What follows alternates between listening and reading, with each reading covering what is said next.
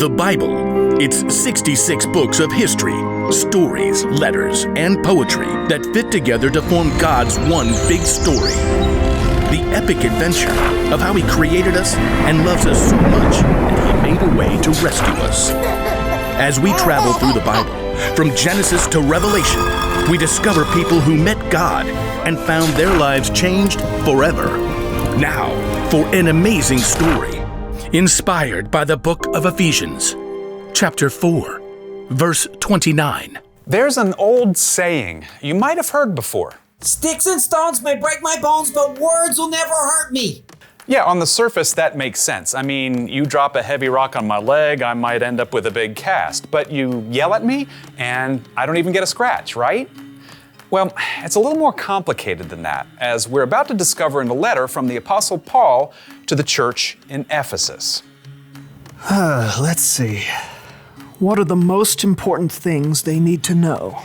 Paul had spent years teaching the church in Ephesus, but now he was in prison. So he wanted to remind the Ephesians what God had done for them and how it should change the way they treated each other, especially when it came to their words. Don't let any evil talk come out of your mouths. Say only what will help to build others up and meet their needs. Then what you say will help those who listen. Your words are strong and powerful. They can make an incredible impact on the people around you, whether that's for good or not. Let's imagine what it might look like if we could actually see our words. You totally rocked it on the field today. Aw, now those words were like a nice pat on the back. Words can be incredibly encouraging. Hey, I know you've been feeling kind of sad. I'm always here if you need someone to listen. That was comforting, just like a cozy blanket and warm cocoa. But we don't always use our wordy superpowers for good. Wow, did you even look in the mirror this morning? Ouch. Oh, that burned. Things are getting messy here.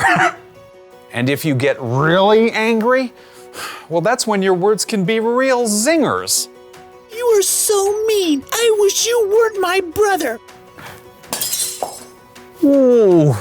Thoughtless words can shatter someone, break apart relationships. We all make mistakes with our words sometimes. We all end up hurting others with the things we say. But when that happens, sometimes we get a second chance to use our words wisely. I'm really sorry. That was an awful thing to say. Can you forgive me? Just like your words can hurt people and break relationships, words can also be the glue that puts them back together. Your words can actually bring healing. Think about it. Every single one of us has the power to make or break somebody else's day with just a few words. Whether you write it, speak it, type it, or shape it, your words are an incredible tool.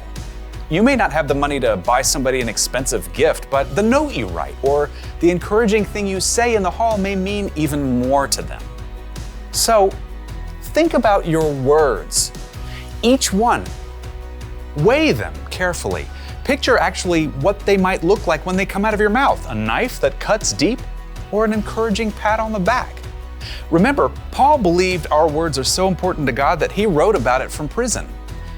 Don't let any evil talk come out of your mouths. Say only what will help to build others up and meet their needs. Then, what you say will help those who listen.